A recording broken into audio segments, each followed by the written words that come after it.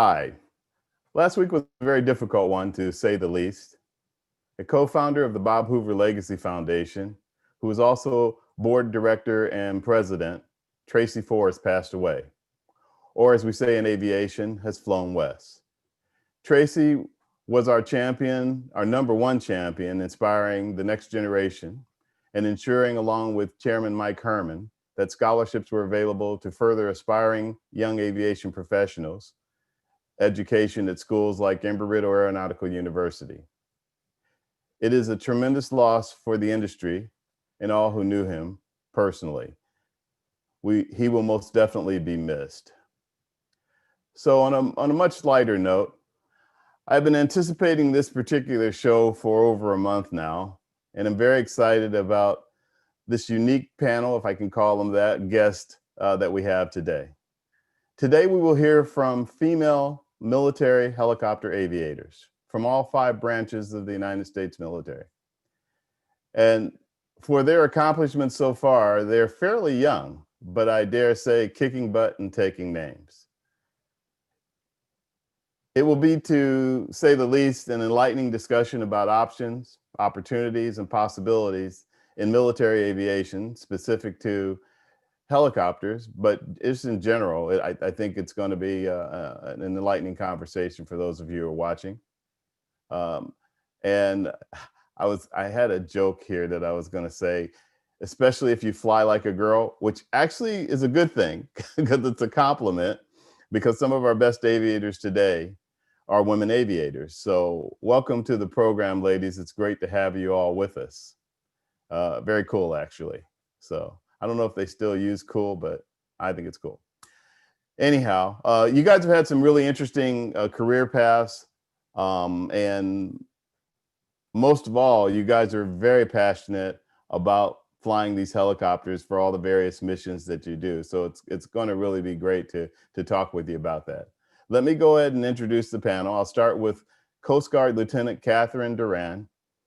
Katherine is a Coast Guard pilot who does a variety of missions that also include search and rescue, but she'll tell us about some of the other things she does as well as a helicopter pilot in sunny San Diego. And then we have Army Chief Warrant Officer Kristin Blumberg with the Georgia National Guard. Kristin's also a helicopter pilot who does test flights amongst a lot of her responsibilities, and maintenance flights, which she'll explain a little bit more what that's about. We have Navy Lieutenant, fellow Navy, yay, Mariah Regis, I'm sorry, who's also an instructor helicopter pilot and will tell us more about what she does. We have Marine Corps Major Brittany Webster, another instructor pilot. In fact, I think almost everybody here is an instructor pilot. And then we have Air Force Captain Katie Danno, who's a flight commander at Joint Base Andrews. I don't know how much she's going to be able to tell us, but it will be fun to find out what kind of stuff they do out of Joint Base. And finally, and last but not least, we have Air Force Airman First Class Jodi Miller, a special missions aviator. So she's part of the crew of these helicopters and can tell us the kind of responsibilities that they have. So ladies, again, welcome to the program. Glad to have you all here, and excited to talk with you guys about what you do and how you do it. So I think what we can start out with is to let everybody know a little bit about your backgrounds, because all of them your backgrounds are very diverse. Where you're from, what you studied in school. We have an English Lit major. See if anybody can guess who that is. We have a molecular biology major.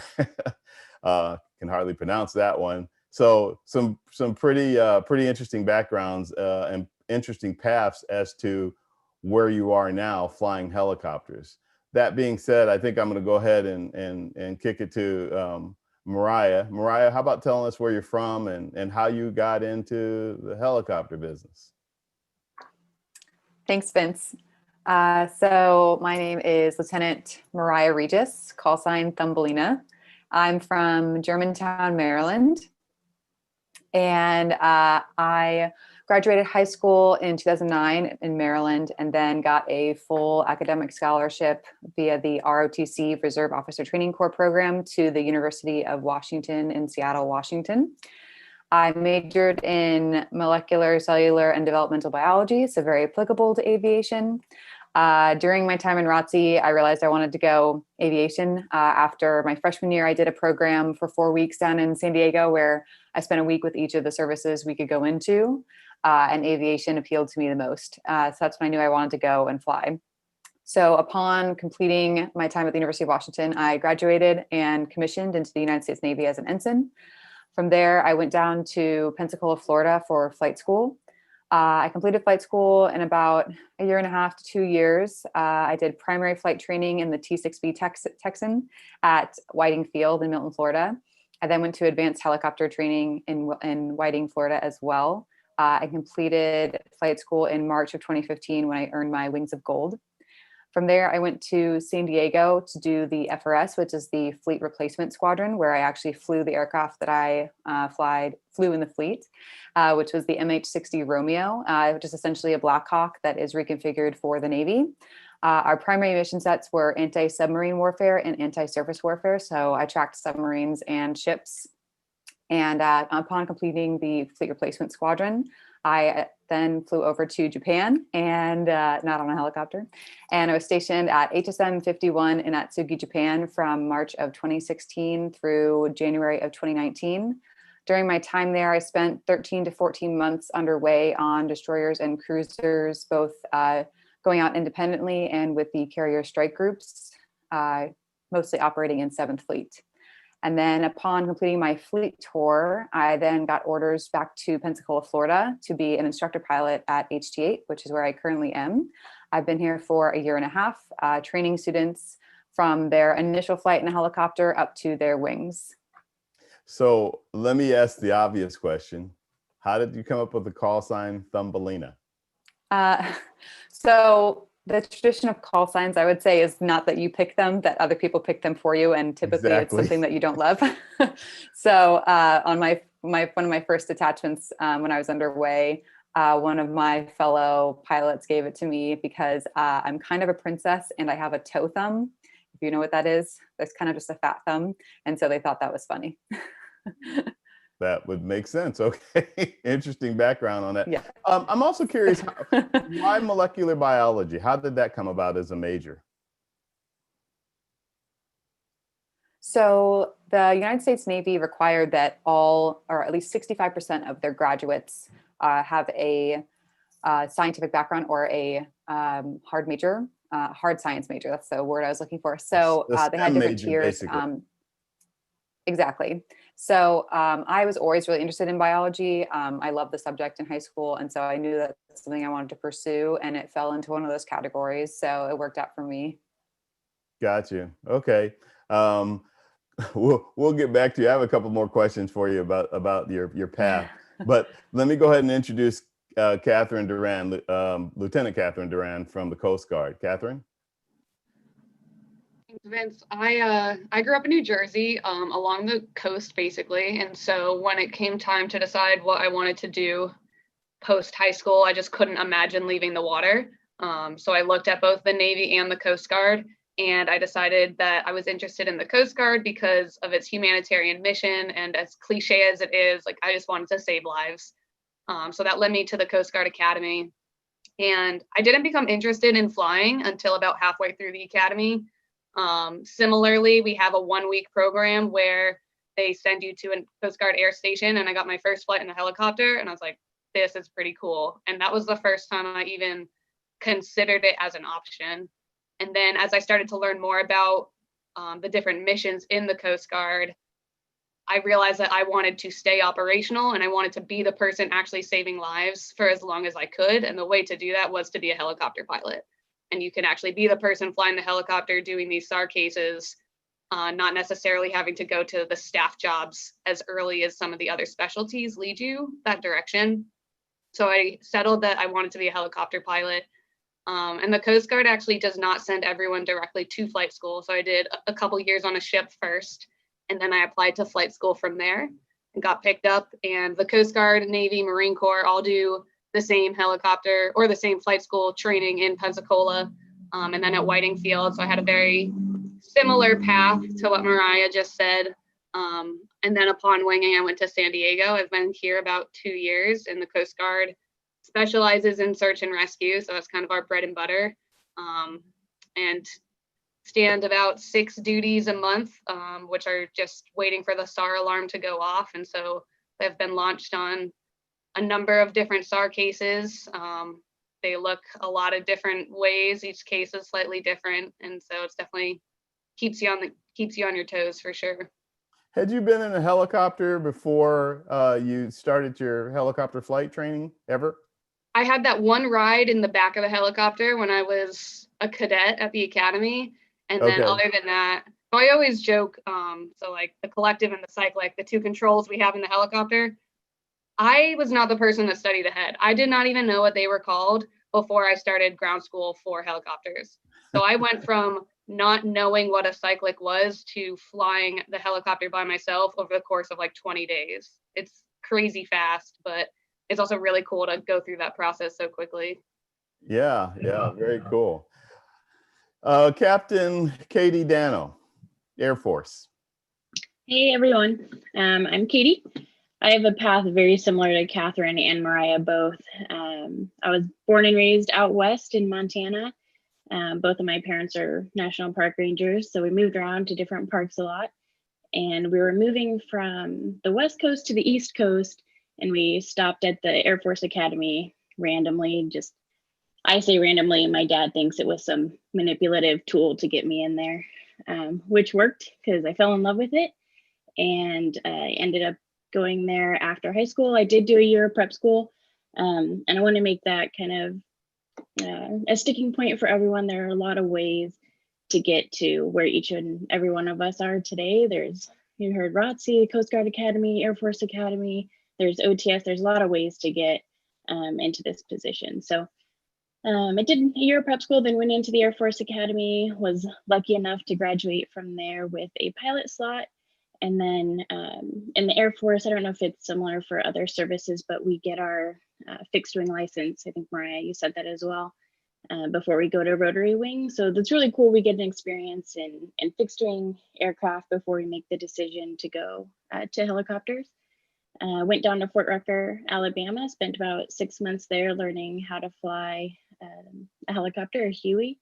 And then followed on in Albuquerque, where I specialized in the Huey helicopter. Spent about 4 years in Wyoming, learned to fly in the mountains, doing some high altitude flying, a little bit of search and rescue in there, a lot of gunnery. Great things experience. like that. Yeah, it was really fun. Vastly different from what I'm doing now in Washington, D.C. The flying is different, the mission is different. But I was able to go to instructor school and in between there, and just flying here and instructing and enjoying it a lot. So it's all been pretty fun. Well, good. Thank you. Jodi, you have a kind of a unique aspect of this. You're not a pilot, but you're the aviation mission specialist. I probably got that wrong. Special missions aviator. Yeah, you got it. Anyhow, you're a crew, and you have a lot of responsibility with this. It's after talking with you about it during a pre-show, I was like, wow, that's quite a job that you do. How about telling us a little bit about where you're from and your background and what you do as a crew member? Yeah, so my background is very different from probably everyone here. I graduated high school in 2011. I was more focused on being a college athlete, so ended up running and getting my degree. So I do have a degree, but then I joined the civilian world, or not civilian world, but just jobs. I went and got some random jobs and just kind of missed having the team aspect. So I was kind of looking for that and decided, maybe the military would be a good option for me. So I ended up joining when I was around 25, and could have went the officer route, but I kind of wanted to just get in right away, get my feet wet and see like how the military was going to be. So I actually got lucky enough to get an aircrew job, and then ended up going to basic training, went through that, went through our basic special missions aviator course, where we kind of like look at different aircraft that you could be on. So special missions aviation isn't just the helicopters. It could be helicopters, anything from the Huey to HH-60 to CV-22, which is like a fixed wing and a helicopter. Also, you could be on like the big fixed wing aircraft, the 130s there too. So I got lucky enough. I wanted to be on the Hueys, the helicopters, and ended up picking up Andrews as my first base. So it's pretty unheard of for students straight from, I guess, college to go to Andrews. So it's kind of, I got lucky there. But I am out here and I've been here since June, kind of working on my job, just kind of learning the ins and outs of it, helping out the pilots. That's my main thing is to make sure everything's loaded on the aircraft correctly, make sure, you know, we have the power that we need to take off. Say if, hey, we don't have this power, we need to wait a little longer until, you know, we burn off some fuel so we're not as heavy. And then I go and I make sure basically anything the pilot needs, I kind of work with them, and, you know, anything from radios to clearing turns to make sure, you know, if they're kind of task saturated up front, you know, I'm just trying to help out in the back and do my best to make sure that, you know, we're safe and we're working efficiently as a crew. Yeah, I'm actually looking forward to talking to you more about that and just your path of somebody that went and got a degree, which automatically you think, okay, that person would go into service as an officer, but you chose to go through basic training and go the enlisted route. And it sounds like it's been working out really well for you. So I look forward to kind of talking with you about that some more. And we have Kristin. Kristin, you are Chief Warrant Officer with the Army, with the Army National Guard down in Georgia. I am. I'm a Chief Warrant Officer 3. I joined the Army in 2008. I graduated from the University of Alabama in 2007 with an English Lit degree and a history degree, a dual major. I wanted to go to law school originally. The job market was really bad when I got out of college, and I decided I want to try something different. I got hired by Keystone Helicopters up in Coatesville, Pennsylvania, and started working on the S-76 and S-92 programs as an interior fabricator. Where I met a couple of test pilots who were all ex-Army warrant officers. They took me on a couple of experimental flights as a sandbag, essentially, and I fell in love with flying helicopters there. So they helped me put in my packet, and I got accepted in 2008, went to basic in 2009, and graduated flight school in 2010. First went to Fort Irwin, California, where I was a VIP pilot and a OP4 pilot. OP4 is where I simulate the enemy aircraft and help train the ground soldiers on what enemies might do. After that, I went to Fort Riley, Kansas, which is a great duty station in the middle of nowhere, and got qualified on the UH-60 Mike, where I became an air assault pilot. Air assault is where you fly around conventional ground troops, but my main mission was special forces troops. So we got sent to Afghanistan, and I flew SEAL Team 2 and all the MARSOC, and MARSOC is the Marine Special Operations, and then the ODAs, which is a combination of the Green Berets training the Afghan soldiers. I did that for 9 months, and then I came back to America, where I moved again to Hunter Army Airfield, and immediately got deployed back to Romania and Germany. I did Operation Atlantic Resolve. It was right when the tensions were hitting off with Russia. So we were based on the Black Sea, ready to go over there if needed. We did a lot of deck landings and stuff, which is kind of cool for an Army person because we normally don't do that. And worked with a couple of SEAL teams over there. Yes, sir. Yes, sir. Yeah, that's something that I was actually going to ask several of you about. What was it like your first time landing on the back of a ship? Terrifying. I'm speaking for myself. I'm a ground person. You know, aviation, Army aviation, we normally don't do water. And I had to wear all the stuff with the Heeds bottle, which is like our air bottle. We do Dunker, so we're familiar with that. But the way the ship rocks, and I'll let the people who land talk about it, but you have to count and kind of figure out. So that was really interesting and a very, very cool assignment to live in Romania for almost a year. After that, I came back to America, decided I didn't want to be active duty Army anymore. and proceeded to join the National Guard, where they sent me to maintenance pilot school. And I became a civilian on the side because the Guard is part-time. Right.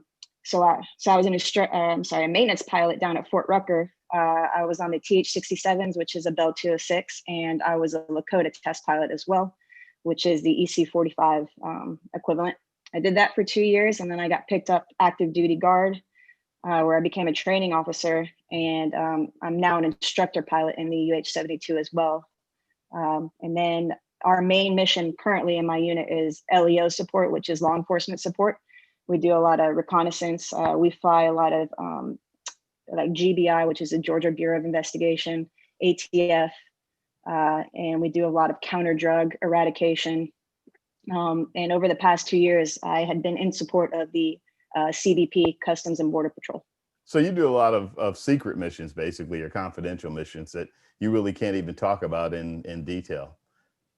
I mean, sure. Yeah. It's usually, we just call it sensitive. Sensitive, yeah, exactly. Yeah. So I'm going to stick with you for a second, and but I'm kind of going to go around the room, because I think that one of the things that we want to get across to the young people that are watching, whether they're in high school, in college, almost finished with their degree in aviation or something of that nature, or they've already started in their career. It is really interesting to hear when someone like, and several of you have, where you're like, your major was English lit and history. And you wanted to be an attorney, but now you're doing these really cool missions and flying a helicopter. Where was the transition, besides what you mentioned, which was there weren't job opportunities, but where was the transition that you knew that flying a helicopter was going to be the coolest thing on the planet? Well, as I said, I grew up in Peachtree City, Georgia, with if anybody's familiar, it's a very big Delta community. I'm from the Atlanta area. A lot of my friends' parents were Delta pilots. My mother retired from Delta. My father retired from Delta.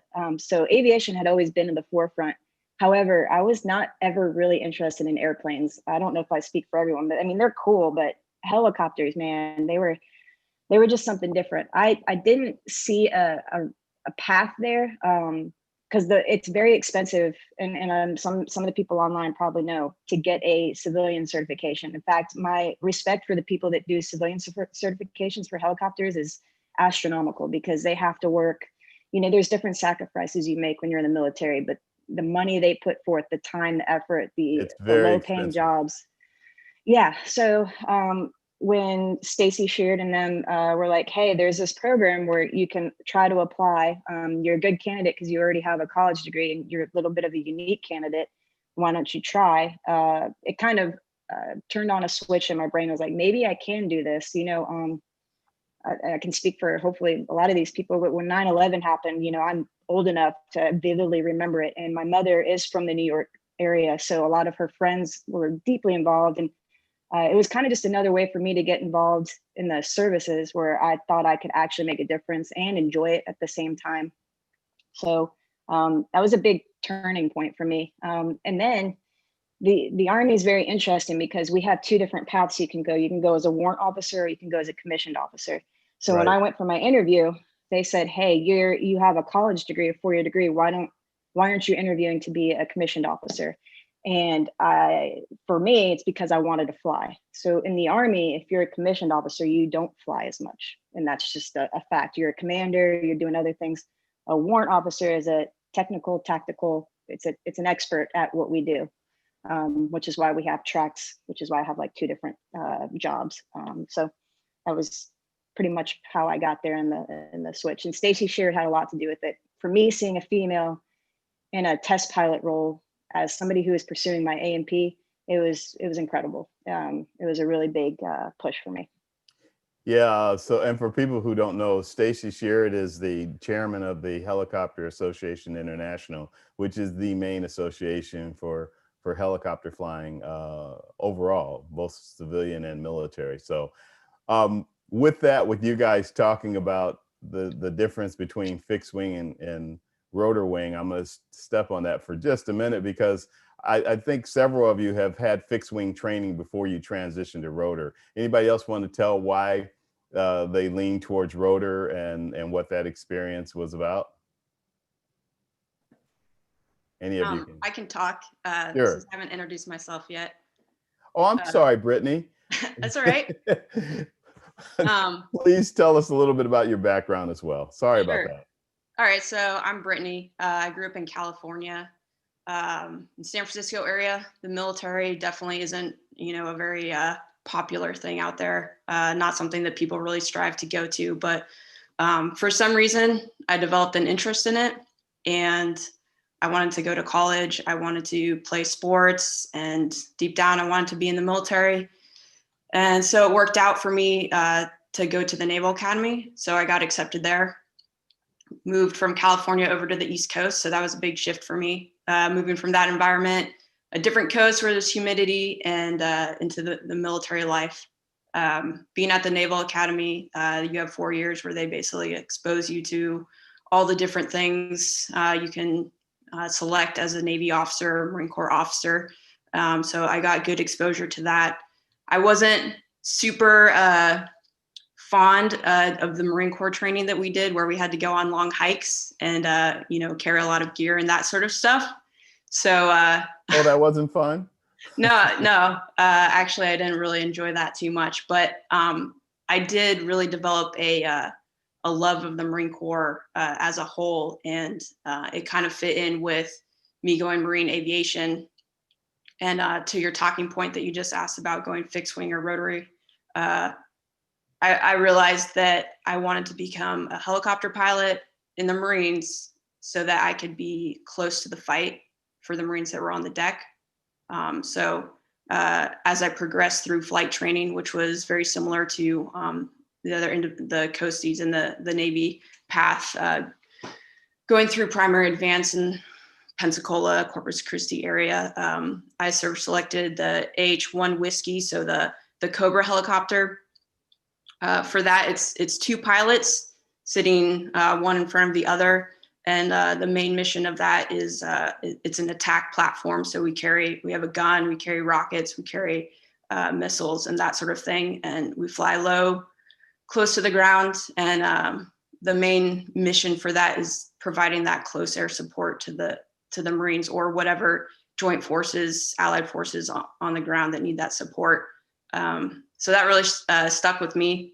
And fortunately got to go to Afghanistan and actually do some of that on a deployment, go through all the training to learn the tactics and that sort of thing. Was really fulfilling to actually get to go out and do that mission for real. So after I finished the FRS and got selected to fly the Cobra, I got stationed on the East Coast in the HMLA. So did my time with that squadron there, got to do the deployment to Afghanistan, got to go on a MEU where we also flew combat operations out in the Mediterranean.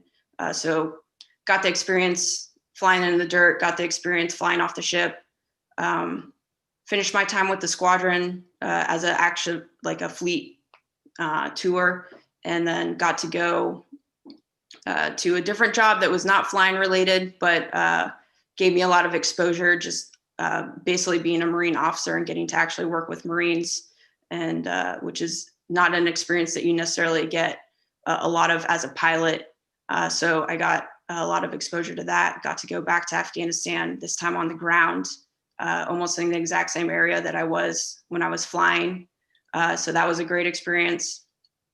And then I finished up my 3 years with that unit at the Marine Corps Security Cooperation Group that's stationed in Virginia Beach. Finished that actually earlier this year and got sent to my current location now as a flight instructor. So I'm actually pretty new here. I'm going through the instructor syllabus myself right now. So once I complete that, I'll start actually instructing students. But let me have some fun with you. Ever roll a Cobra? You're not the first person to ask me that, actually. But no, as a pilot, I just have to. I have not, and I think that's one of those things that you can do one time. but never again. So Yeah, no, I have yeah, not. no, I just had to mess with you about that. I did some research on you guys in terms of women flying in the military, specifically women helicopter pilots. And as an example, for the Marines, when I looked it up, it only wanted to tell me about women F-35 pilots, et cetera, fixed wing. It was really hard to find anything about women helicopter pilots and specific to the Marine Corps. What's your take on that?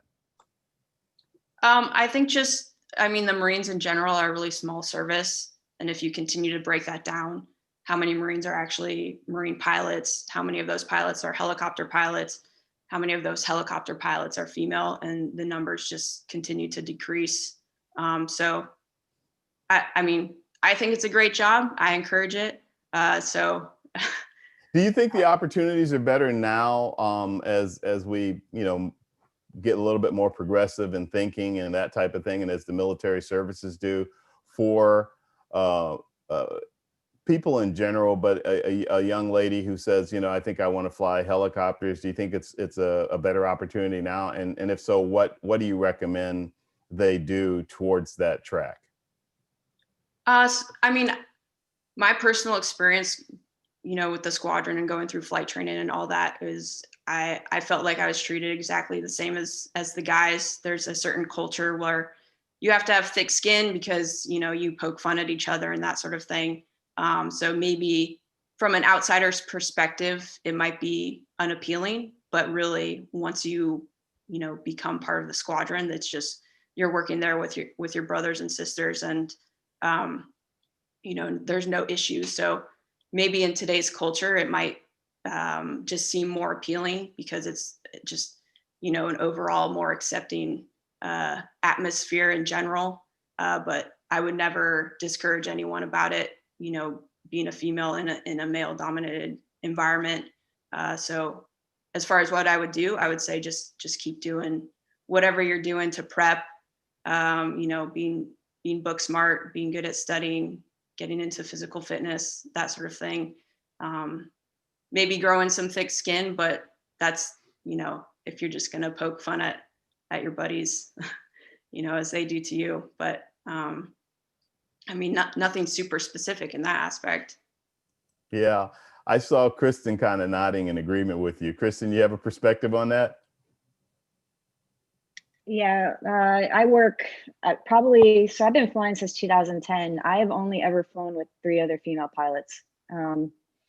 There's just not a whole lot of us. There's a lot more than there used to be. And it's because we are starting to mentor people. And it's just when it's visible, it's easier to see yourself doing it.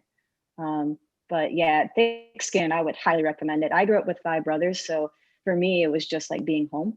But for other people, it's not that easy. And I've seen it. Some people just can't adapt to the culture. But if it's something you really want, it's just like having brothers. That's truly it. And you are a family, especially when you deploy. That person that's sitting next to you or is in your crew is, if something happens, it's happening to them too. So it's a different type of bond, and it's a great one. And there is more female pilots out now, and there's more female crew members, and we are doing our best to mentor the next generation and let them know that, hey, there's more of us. But for me, yeah, only being able to fly with 3 other pilots in 10 years, we're coming a long way. I can see there's a lot more coming, but definitely thick skin. That was a very good comment. Vince, do you mind if I jump in? Go ahead.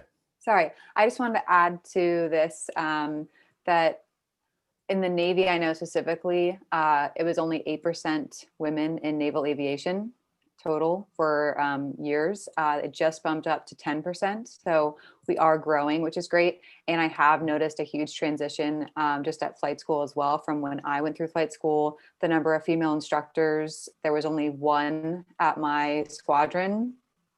And but there were quite a few female students, and now there's even more female students, and our wardroom of instructors are 14% female. So we are on the rise, which is so great to see. Brittany is the only Marine female IP We didn't have one for a while, so it's great to see her here to mentor the female Marines as well, which is on the rise. So we are increasing in number, and it's really great to see because it is hard to go into an area that you can't see yourself in. So having that mentorship and a role model is so great. Also, I think some of the training that we've been incorporating in the military is really great. Unconscious bias training, imposter syndrome, implicit bias, all of those things also kind of help to bring us into a more welcoming scenario. Yeah, that's great to hear that you guys are doing that. Let me put this out to everybody, and you guys can chime in how you want. I want to give a couple scenarios of what the viewers are thinking and wondering about. One is I'm in high school, I'm getting ready to go to college. I'm thinking, about aviation, maybe helicopter. I think I want to fly professionally. Military hasn't really been an option in my mind, but if it were, what would you suggest I do as I get ready to start school? That's one. The other is I'm in college. I'm in my junior or senior year, or I just graduated this past June or something, and COVID-19 has turned things upside down in terms of my professional pilot track as a civilian. What could I look at doing as I'm finishing up or just finished college with regard to that? And any of you guys can chime in on that, please. A little bit about that. Oh, sorry, Katherine, go ahead. Oh, I was going to say, just keeping your mind open to all of these options. Like I was saying earlier, like I never went into the Coast Guard Academy thinking I would fly. It's a passion that I found later, and I've come to truly love it. And so you just never know what doors might open for you later. And then again, so much of that, I feel like, especially in aviation, is outreach and networking. And it's something that I did not want to appreciate because I was pretty shy growing up. And I wanted to think that I could just do it on my own in terms of doing the hard work and getting good grades. But it really is a lot of asking people questions, both about just seeing what your interests are to get more information from them. And then you never know how those people might be able to help you down the line. So definitely recommend doing things like this where you can just meet people and reaching out to people if you ever think you have something in common with them, and you just never know how that might end up helping you. I think that's a really great point. Kristin, you were going to say something. Yeah, I was going to say something. The National Guard or even reserves is something else to think about, because if you do have a passion for flying, but you're not really sure if you want to make a career of it, or if you want to, if you're in school, I know a lot of people that are in the National Guard fly, and then they also fly like on the civilian side as jet pilots or working for Delta or Envoy. So there's just so many options that I think I legitimately did not know about when I was joining the service. I just thought that you had to go active duty. And for me, I only wanted helicopters. And when I talked to the other branches, they wouldn't guarantee me helicopters. So there's just a ask. Yeah, I can't stress networking enough. There's plenty of us that are willing to talk to people and tell you our experiences. And then if we don't know the answer, we know exactly who to tell you to talk to. That's all I got to say about that. Yeah, I'd like to add to that. I think the best time to network is now, even though things aren't where people would like them to be because of the challenges with the pandemic. But networking is a key, and it's something, if you talk with people and stay in touch with people that have, as somebody said, a similar interest, that's probably going to work out for you. Maybe not immediately, but down the road at some point. Before I shift, I wanted to see if Captain Danno or Jodi, if either one of you wanted to add to what we're talking about.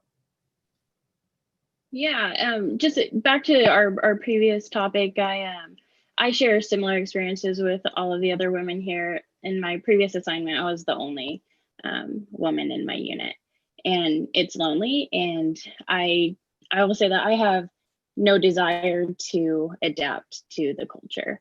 I want to change it, and I think that that's why we're all here, hoping that what we're doing makes the path for younger generations a little bit smoother and a little bit easier. And like Kristin was saying, if you can see yourself in someone else ahead of you, it makes it so much easier to become that person.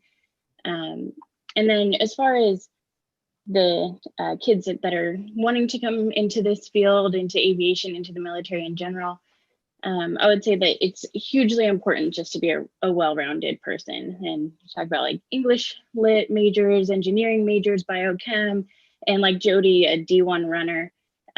It's so important to just be well-rounded, have all of these things, because that's what we're looking for in this community and in the military, and in shaping future leaders.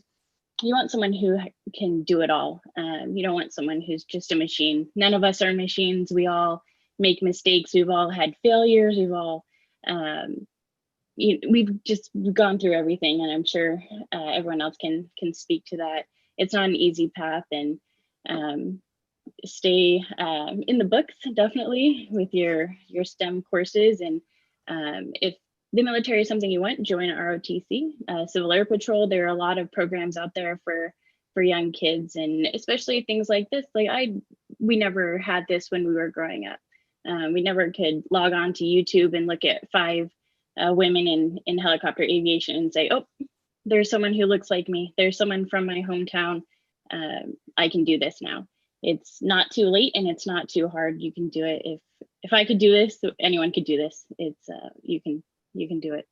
I'm glad you mentioned ROTC again. I can't overstate the importance of that as a path for getting into the military through school. It's a great way to get acclimated with it while you're studying and that type of thing, and really get a feel, to me, if it's something that's really going to be up your alley as you progress through school, because you do some of the drills and some of the other activities that are military related, and it kind of gives you a good idea about that. I want to move to something else, but I wanted to see if Jodi had anything. Jodi, as an airman and a crew person on a helicopter, what's your take on it, especially with the route that you've taken?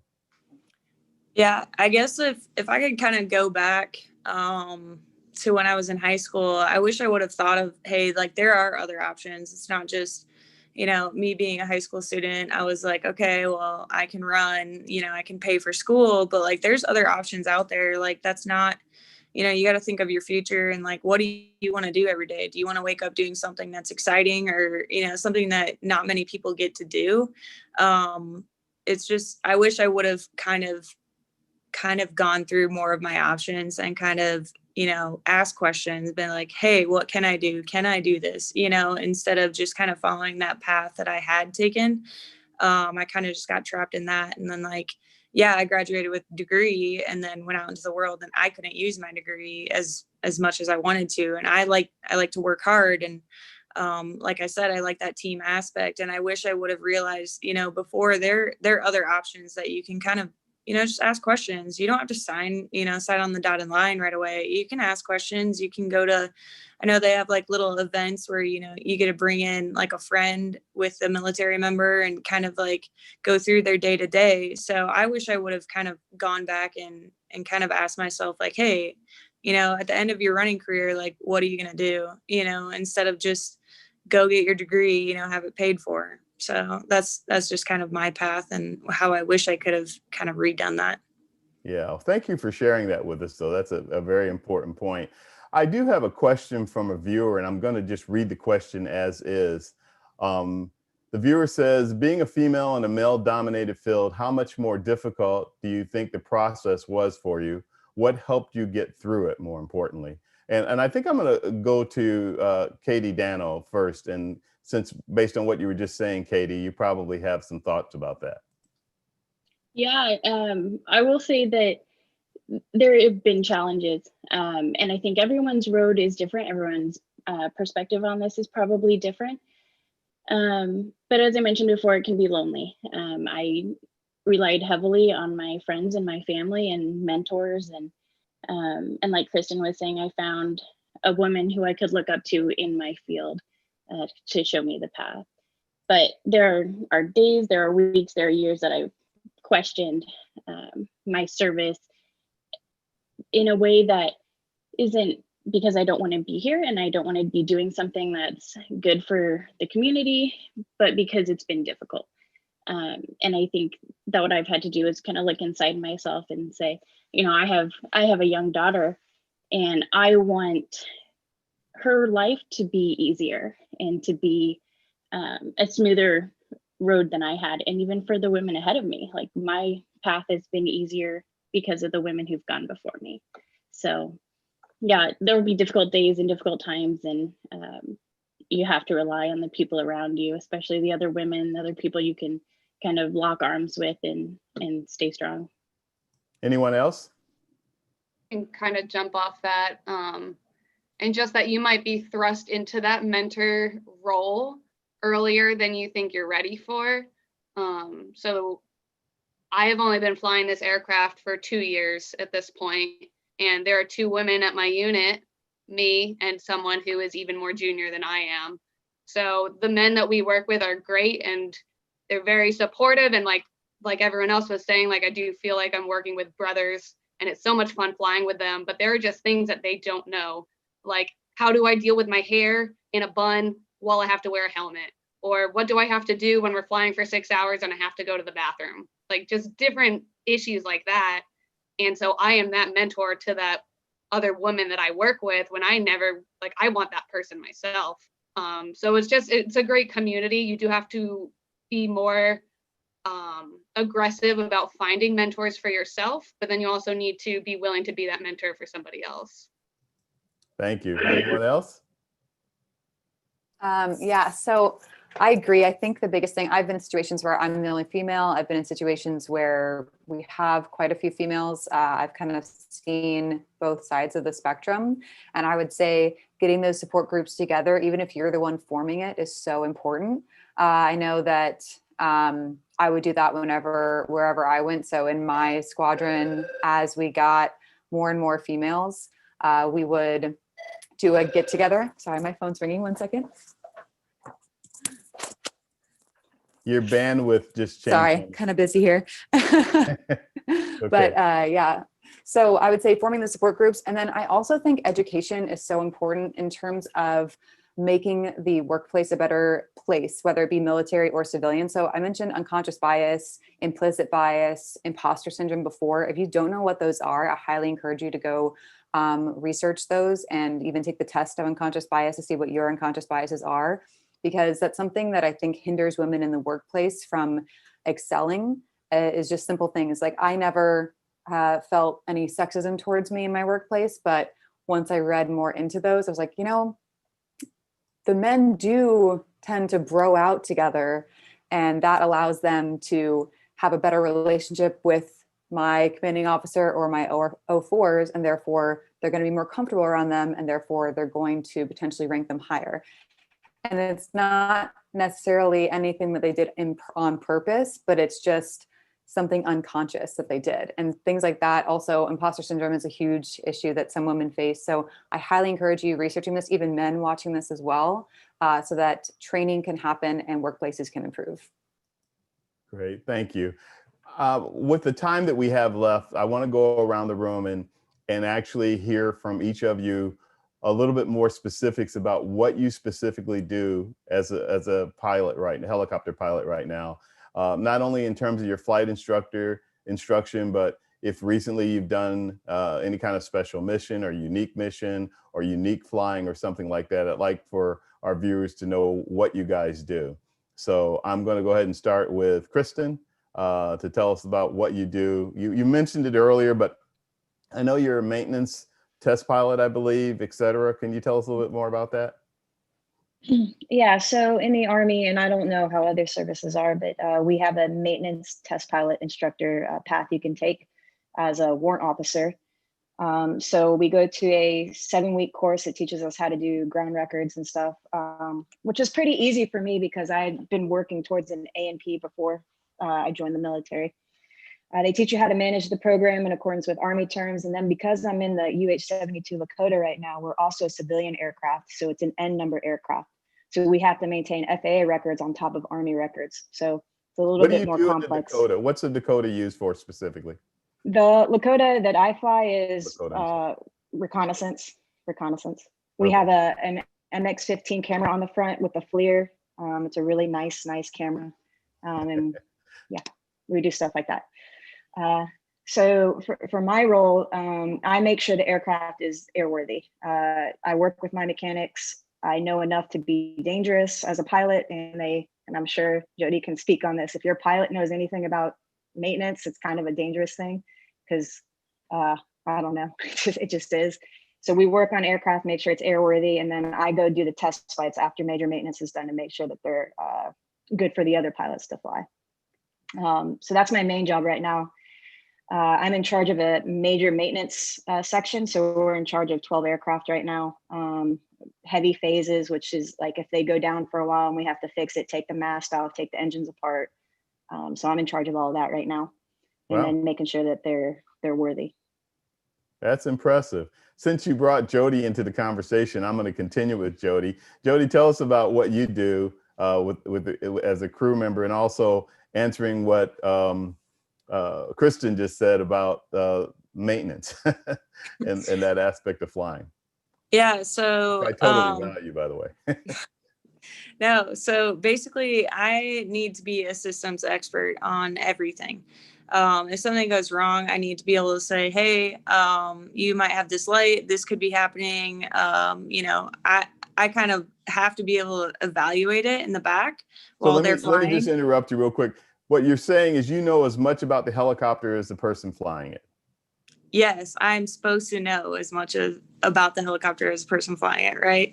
But like even with that, like we actually have a program going here. It's our minor maintenance actions where I can actually, once we land, I can check a chip detector, make sure it's not faulty. I have to be able to actually understand where that problem might be occurring and be able to fix it, or say, hey, like it's safe to fly at this point, we can fly it home, or, we need to land it. We need to actually have maintenance come out and check on it. So with that, I guess, it's all about knowing your systems, knowing, what issues are going to be happening on the aircraft. Yeah. So it's a lot. It's definitely like even going from, being a cornfield in Iowa to running in college to, hey, learn everything about this helicopter. It's kind of crazy. I can't believe that, the knowledge that I've acquired along the way in such a short amount of time. It baffles me. I feel like I studied more for this helicopter than I ever studied in college. So it's pretty crazy there, but yeah. Yeah. Captain Danno, you're at Joint Base Andrews, and you actually run a command over there with the helicopter unit. What do you do? What do you guys do over there? I see your helicopters coming and going all the time. What's that all about? Yeah, so Jodi and I work together, which has been fantastic. And I feel like I have to be Jodi's biggest cheerleader on here because she doesn't say enough about herself. The flight engineers in our helicopters, they keep them running, they keep us legal, and they keep everything safe. So her role and the other flight engineers in our unit is massive. As far as our mission, we evacuate high-ranking DC officials in the event of a national emergency. It's kind of our tagline. And we're flying around just practicing for that in case that happens, and we want to be prepared and ready if that mission is asked of us. So flying in the capital region here in Washington, DC is incredibly different than flying in the mountains and plains of Wyoming, where there were no rules and you just make it up and do whatever you want. Here it's pretty structured, and there's, like you said, there's eyes on us all the time, which has been a different aspect of flying here because everyone has a camera on their phone. So if you're flying too low and too fast and in the wrong area, you're on video now. So it's definitely keeping you pretty accountable flying in the city. So no flying under bridges on the Potomac? Oh yeah. Maybe once again, like with the Corp, but you could do it one time and that's about it. Yeah. So besides the practice and training that you do you have daily missions that are in terms of people movement or anything like that there at the base? Yeah, we do. We do VIP transfer. So if a general or any high-ranking government official needs to make a meeting at the Pentagon, or they need to go to Langley or Quantico, anything like that, we'll assist in that, especially if there's weather or there's something happening. So we'll do Gotcha. that. Mm-hmm. Mariah, how about you? What do you do currently with your flying? So currently I'm an instructor pilot. So I train students full as time? they go from their full time. Okay. Yes. Yes. So training students from their first initial helicopter flight where they're trying to hover. And believe it or not, hovering is actually quite difficult, especially if you don't have a stability system, which we The do not in our worst. training I mean, it's aircraft. the best. It's the hardest. It's the best. Yes. But it is the hardest thing to learn. It's very similar to riding a bike. So you can't really teach someone, they just have to kind of find their balance. So currently doing that, which is super fun and very scary because students are just trying to kill you every day, not intentionally, but doing full autos with the students and cutting the engine on them. You're just like, please do the correct thing. So that's been terrifying and exhilarating. Before this, I was in Japan, like I said, flying the Romeo, tracking submarines and ships, and that was also a really incredible experience, especially being stationed in a foreign country. I loved it. It was so incredible.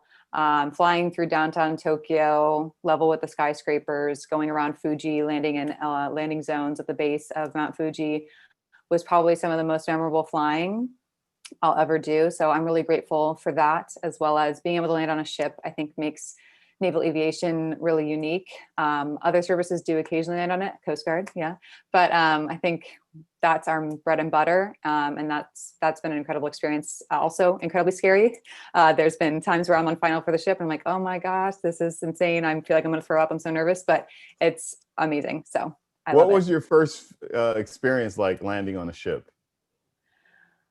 It wasn't as bad as I thought. They kind of ease you into it. So you do practice ones on land first, and then you're going to land during the day, and they have minimal pitch and roll requirements.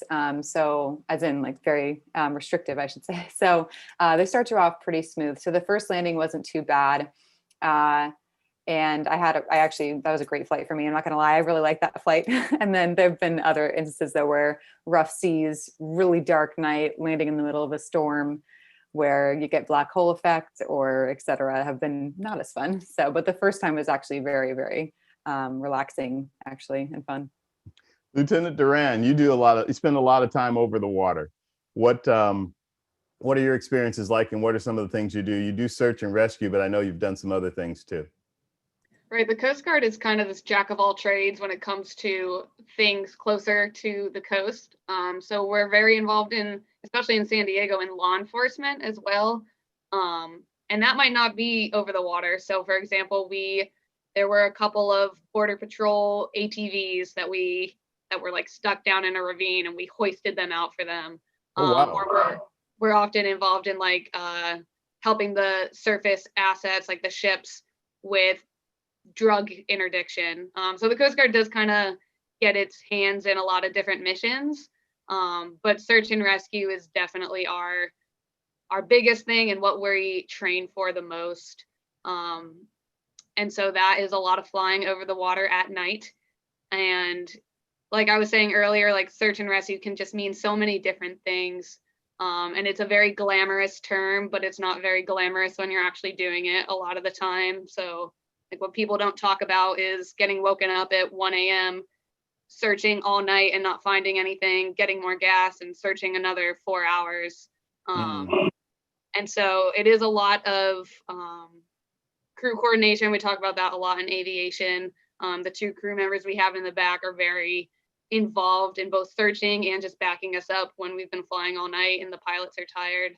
But then the more glamorous things that we actually do is when we actually find somebody, or we know that we're going out for a medevac and someone that we know needs assistance. And so hoisting over a boat or over the water, basically we're in a hover over that asset and we're picking that person up using the rescue swimmer, usually with the hoist cable. So I've been able to do that a couple times. It is really cool to actually see, like you get that that closure, I guess, of finding that person, bringing them into your helicopter, landing at the hospital and delivering them to the ER or the trauma center, or whatever that person needs. So it is a pretty cool feeling. Yeah, I just think it's great what you guys do, and it's pretty amazing. And I can imagine how challenging those long search and rescue missions can be. Major Webster, Marine pilot, instructor. What kind of stuff are you doing these days on your regular duty? So right now, as I mentioned, I just got to my new duty station here. So right now I'm actively going through the instructor syllabus so that I can be all ready to go and actually start instructing students. So technically me and Mariah have the same job. She's just been doing it longer. So I will be doing the things that she just talked about. But as far as what I'm doing right now, I have, there's an instructor under training syllabus that they put us through. And so every day we study the same books that the students get, learn how to fly the same helicopter, learn all the same maneuvers, and just get really proficient at that to make sure that we're ready to be able to teach all that stuff to the students. So pretty much just flying every day, doing my own training, trying to get ready for that. Sounds fun. I'm going to start with you and doing around the room as we wrap things up. What's the one piece of advice more than anything that you would give to our young viewers who are considering a career in aviation, considering the military aviation, considering flying a helicopter, etc.? I'll start with you, Major. Okay. I guess my first instinct response to that is there's a lot of reasons why people join the military, and there's a lot of reasons why people pursue whatever paths that they do inside of that. I think it's really important to figure out what's important to you, and what fulfills you in that aspect. So being part of the military, you're joining a team, you're serving your country, you're developing brothers and sisters next to you, going through experiences that is not a common thing that a lot of people in this country get to do. So finding the fulfillment and having that that atmosphere and those people around you has to be something that is important and makes you want to get up in the morning to go do your job. And then as far as being in aviation, all our missions are different, but I get to put on a flight suit every day and go outside and fly a helicopter. It's a really awesome job. It gets me out from behind a computer.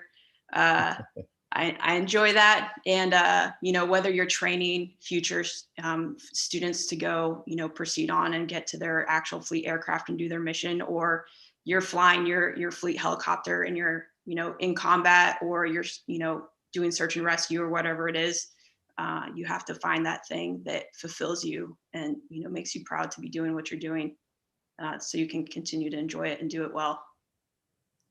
Chief Warrant Officer Blumberg, same question. Yeah, I'll kind of resonate on what she's saying. For the military, you really have to understand what you're getting yourself into. And I think most of us did, all of us did. And understand that what you're doing is a lot bigger than yourself. All of us do special missions or stuff that affect the people.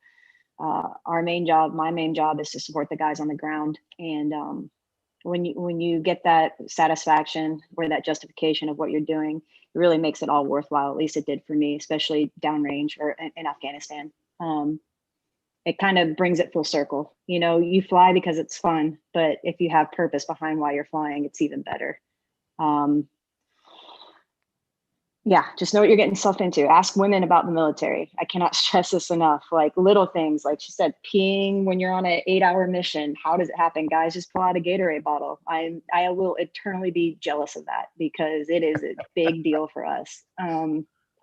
Other stuff, like we, at least in the Army, we don't room with guys.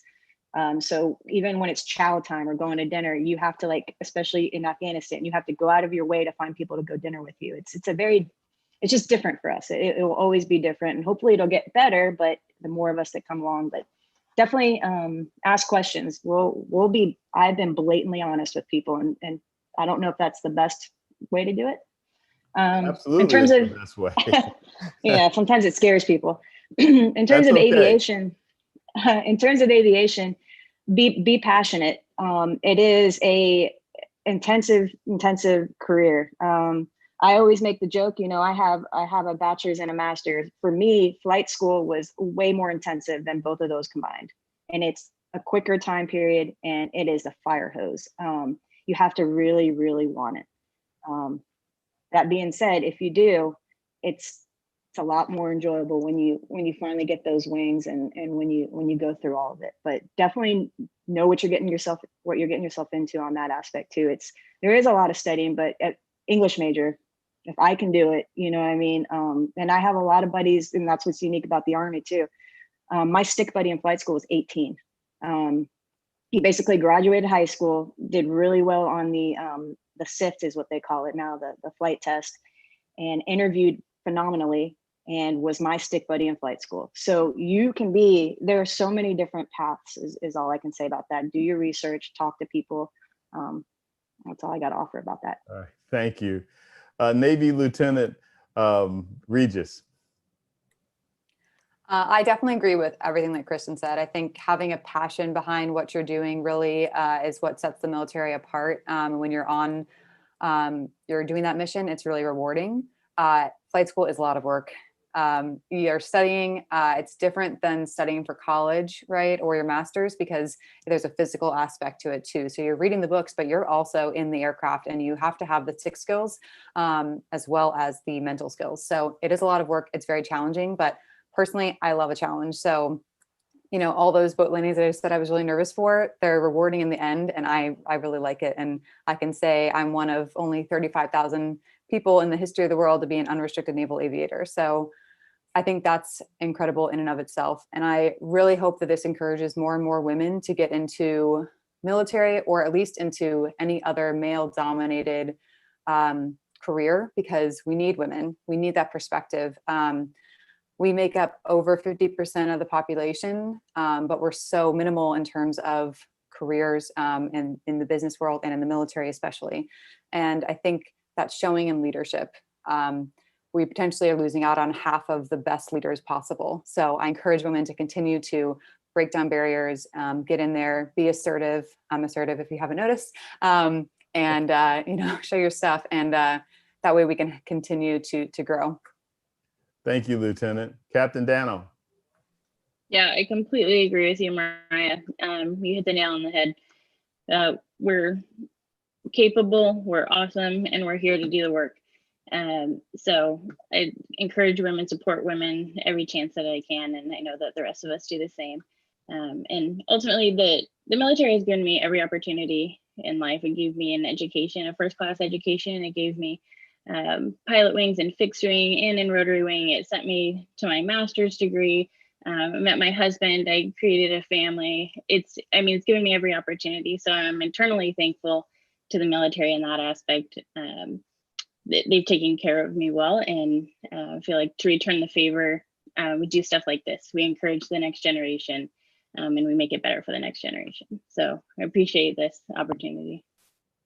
Coast Guard Lieutenant Duran, take us home. I'd say the biggest thing I have is don't talk yourself out of something before you've even tried it. If you're interested in something, I think it's really easy for people to think like, well, I'm not smart enough to do that, or maybe I don't have the stick skills, or I just basically being afraid of failure before they've even attempted something. So I think especially in aviation, I have met so many people that talk about failing tests in ground school, failing check rides, being on the verge of not making it through, but then they do make it through, and they're amazing pilots because they had to work that much harder for it. And so I think if you really want something, you can just put your head down and do that extra work, and you might need to study harder than the person next to you, but if you want it, you can make it happen. And so don't not even attempt something because you're afraid you might not make it. Very good. Did I get everybody? Did I leave anybody? Oh, you got me, so. Then I did. That's exactly why I said that, Jodi, because I was like, oh, did I leave the flight engineer out? Yeah, it's okay. It's okay. I get forgotten all the time. No, I'm just kidding. I guess my biggest thing is don't give up. I mean, you might go down a certain path and look back and realize like, why did I do that? But everything happens for a reason. But also try and just like make sure you keep your options open, and just keep looking out for the next possibility. You never know. I mean, I never thought I'd be here, and I feel blessed every day to get to do what I get to do and see things that not many people get to do as well. So just keep your head up and, you know, keep working hard at it and figure out, you know, what do I want to do every day? What am I going to wake up to and say, wow, how did I get here? How do I get to be, you know, doing the job that I do? So it's always, I mean, there's always something. Well, that's great. I'd like to thank everybody for being on the program today. You guys have given out some really great and valuable information and insight on your careers. And there's a lot of, it's interesting because there are a lot of different aspects, but then there's a lot of common denominators too. So it's really great that you guys have been able to offer that on the program today. So really appreciate that. And again, like to thank all of you for taking the time to be here. I know you're all going to have to go flying at some point. So, and we appreciate everything. So on behalf of the Bob Hoover Legacy Foundation, I could say that 3 times real fast, the Bob Hoover Legacy Foundation, I'd like to thank everybody. I'm Vince Mickens, and we look forward to catching up with you guys or with the viewers again next week. Thank you, everybody. Have a good one.